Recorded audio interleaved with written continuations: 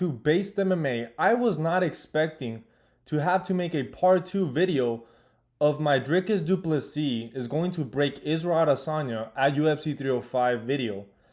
I've been getting a lot of backlash, and I completely understand why. Now, what you have to remember is that the point of that video was for me to convince you guys of why I believe that the argument of Israel Adesanya by KO has no substance, right? I think that it's a fear-based prediction that more often than not, Israel Adesanya does not knock out his opponents. And I also, the point of that video as well was to me to explain to you guys that Dricus du Plessis is not just another brawler. He's not a Paulo Costa. He's not a Robert Whittaker. And I explained reasons why, right? I said, look, Dricus du Plessis is not the more technical fighter. He's not a technical striker like Robert Whittaker. But just because you're not the more technical fighter doesn't mean that you are not the more effective fighter. Like, I mean, Dricus du Plessis showed that in his fight against Robert Whittaker. And like I said, Dricus du Plessis also showed that he's way more durable than someone like Robert Whittaker and somebody like Paulo Costa. Now, the first thing that I'm going to address is that a lot of people are mad because in that video I said that Israel Adesanya's win over Alex Pereira in the rematch was a fluke. And obviously, I'm exaggerating a little bit. Of course, I'm aware that what Adesanya did to Pereira in the rematch requires skill, speed, fight awareness, fight IQ, for him to be able to set up the shot, for him to bait Alex Pereira. In that first fight, he almost knocked him out with the same punch, but Pereira was saved, by the time. So, of course, I'm aware that it is not a fluke and that it was set up and that it requires skill. So a lot of people are so wrapped up on the idea that I said that, the Israel Adesanya Pereira rematch was a fluke. And even though I do feel like, personally, I felt like it was a fluke. He caught Pereira and, credit to him. But don't get too mad about that, man. I'm obviously just exaggerating. Even though, I kind of do feel like it's a fluke. But just because something is a fluke does not mean that it does not require skill. There's a difference there. Just because something's a fluke does not mean that it doesn't require skill. I mean, look at Rose Namajunas' knockout over Yang Wei Li. It's a little bit fluky, but does Rose have the skill to do that? Did it require skill? Absolutely. So same thing here. Don't get too mad about that. So that's the first thing I'm going to address because the majority of the comments in that video are saying, man, how can you say that? That was a fluke, man.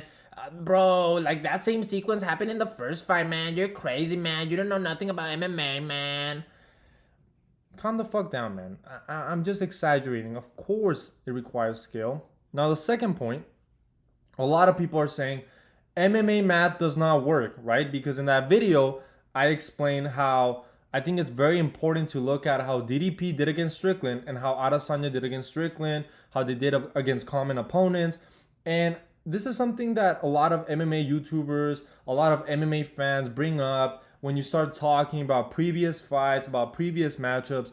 And I'm one of those people too that believes that styles make fights. Now, the problem with the MMA math does not work argument is that you have to draw the line. You have to draw the line because the only way for me to make an analysis, for me to come up with a prediction is for me to look at their previous fights. Now, just because you beat a guy doesn't mean that you're going to beat the next guy, right? I agree with that. And that is where MMA math does not work. But the point of me bringing up the point of me talking about how DDP did against Strickland in comparison to what Adesanya did against Strickland is to show how Dricus du Plessis is able to adapt in a fight where he was struggling early on. The jab was giving him problems. He wasn't able to land early on Sean Strickland. When he took down Sean Strickland, he wasn't able to control him. And that's the point of bringing up common opponents, that you show, okay, what are things that Dricus du Plessis did differently? What are things that Israel Adesanya did differently? What are things that Adesanya was not able to do or adapt in his fight against Sean Strickland? Like, those are very important things to bring up, guys. And the idea of like, oh, you can't bring that up because MMA math does not work is absolutely ridiculous. The only way that I can predict how a fighter might potentially do against his opponent is for me to talk about their previous fights. Like, it's just logic. It's common sense, guys. So stop saying MMA math does not work. And look, like I said, me bringing up how Dricus did against Strickland is not me saying that because DDP was able to beat Sean Strickland that all of a sudden he's gonna have the same type of performance that he did against Sean Strickland that he will against Israel Adesanya. You know what I'm saying? So it's not the same thing, guys. So stop saying that stupid quote MMA math does not work when the reality is the only way I can make a prediction is based on how Dricus has done against common opponents, other opponents, maybe not even common opponents, but you see his ability, you see his skills, you see his tendencies, and that's very important in a fight. And like I said in that video, something that Dricus du Plessis does very well. He's able to adjust in a fight. He knows how to win fights that are not necessarily going his way. I mean, he had a hard time against Darren Till on the feet. He was able to mix up with the takedowns. He had a very dominant first round against Darren Till. And I explained how, opponents that don't have the same level of wrestling, that don't have the same level of grappling, the same level of, control, the same level of ground and pound, the same level of submission ability as somebody like DDP have had success against Israel Adesanya on the ground. And that's not to say that I think it's going to be easy. That's not to say that I think DDP is just going to get an easy submission over Israel Adesanya, but he has a capability. And I feel like when people talk about this matchup, the only thing they're bringing up is the fact that Adesanya can knock him out. And like I said, it's possible. I don't think it's very likely. And in my opinion, it's a very stupid argument. Like, it's not an argument based on tape. It's not an argument based on their tendencies. Because like I explained in that video, who has Israel Adesanya knocked out as a champion? Robert Whittaker in the first fight, who was coming off the Yoel Romero fights, who's never been known for his durability, right? Paulo Costa, who has shown that he's not very high level, who's very hittable, and who's very one-dimensional. The next one, Alex Pereira, in a fight that was very competitive. He trapped Alex Pereira and knocked him out in the second round. Credit to him. But the point is that Israel Adesanya, if he doesn't knock you out in those early rounds, if he doesn't impose damage, and you survive the onslaught, and you survive the counters, which, by the way, people talk about DDP as if he's some brawler when DDP throws jabs, he throws right overhands, he throws right straights, he switches to southpaw, he has a good left hand, a good right hook. He's not just this brawler. That's absolutely pathetic. I get it. The guy looks like a brawler. He has a very awkward style. He has a very high guard, which people don't really talk about because DDP is one of those fighters that doesn't really get hit clean too often. He's actually very, very durable. And that's something very important, durability. DDP is a very durable fighter. DDP isn't getting dropped every single fight. He's very durable up to this point. Now, just because he's been durable up to this point, that does not mean that Israel Adesanya does not have the capability of knocking him out in those early rounds. But what I'm saying is that more often than not, when Israel Adesanya does not knock out his opponents, he goes into cruise mode. He goes and has competitive fights, basically robberies. I mean, that Yoel Romero fight, nothing really happened. But I mean, you could kind of make the argument that he arguably lost. He arguably lost to Robert Whittaker in the second fight. Marlon Vettori actually had a lot of success against Israel Adesanya in the second fight, but just didn't have enough success on the feet. And he wasn't able to do enough on the ground to really beat Israel Adesanya. And I mean, the fight against Jared Cannonier was a very lackluster performance. And we saw what Robert Whittaker was able to do to Jared Cannonier. So this idea that I cannot bring up common opponents and how other fighters have done against those same fighters is absolutely ridiculous. It is common sense to bring up how Israel Adesanya has done against some opponents and how he has not done against other opponents, right? That's very, very important. And I think I made very solid arguments of why I believe Dricus du Plessis has the capability, and I believe he can break Israel Adesanya in this fight. I think he could use his grappling. I think he could have success on the feet, especially as the fight goes on and Israel Adesanya just kind of lowers his volume, which, by the way, Israel Adesanya doesn't have very high volume, right? He's not a guy that's throwing a shit ton of combinations on you. He throws a low kick, then moves out of the way, switches stances, maybe throws a jab, maybe a right hand, and then switches, circles around the cage.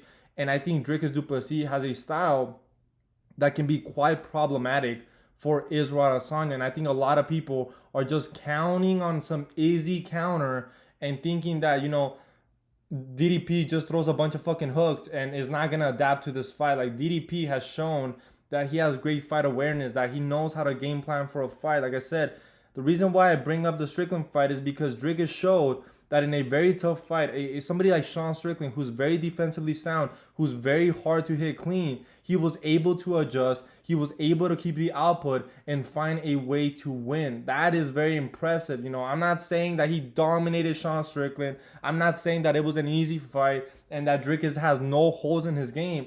But it is very important to note that Dricus has abilities that other fighters do not have. Like, he has durability, something that Robert Whittaker does not have. He also has pretty good power on the feet. I mean, does he have one-shot knockout power? I don't believe so, but I mean, he has pretty good combinations. He has a pretty slick head kick. So there's a lot of traits that I feel like Dricus has in this fight, and I feel like people are just writing him off as just some brawler, which is why I made that video. Not because I wanted to give you, an analysis of like, okay, this is how, Adesanya does in his fights, this is how Dricus does in his fights. There's other YouTubers who talk about that. I'm sure James Lynch will do like a more, objective, I guess, breakdown of their past resume. But for me, I'm just going to give you my opinion. I'm going to talk about what I do not believe, some narratives that I see in the MMA community that I don't necessarily agree on. And like I said, I think that if you're picking Israel Adesanya to win this fight, I'm not saying you're an NPC, but I think that the arguments that you're using to say that Israel Adesanya is going to win this fight is an absolute NPC. The only thing that concerns me in this fight is the footwork and Gyno. I know this motherfucker is going to show up with Gyno. He's going to have unlimited power. And I still think that Dricus du Plessis can beat him. I still believe that if Israel Adesanya shows up with Gyno, which he will, man. I mean, his back is up against the fence. He needs to win this fight. And I still think that Dricus du Plessis is just a better mixed martial artist. And he's going to show that in this fight. Am I saying that he's the better striker? Absolutely not. Obviously, Israel Adesanya is the better striker. But I think his style, his volume, his awkward style, the ability to just impose your will, I think it's going to be very, very effective in this fight. So I wanted to address that, guys, because a lot of you guys are taking the things that I say out of context and just kind of saying like, oh man, why are you not talking about Israel Adesanya? Which I did. I'm trying to make an argument. I'm arguing that I believe that Dricus du Plessis is going to break Israel Adesanya, and the only way I can do that is by talking about previous opponents, differences in their styles. And like I said, I'm one of those guys that believe styles make fights as well. I'm not saying that, just because you beat some guy and that guy lost to another guy that you're going to beat that guy. I definitely don't believe that.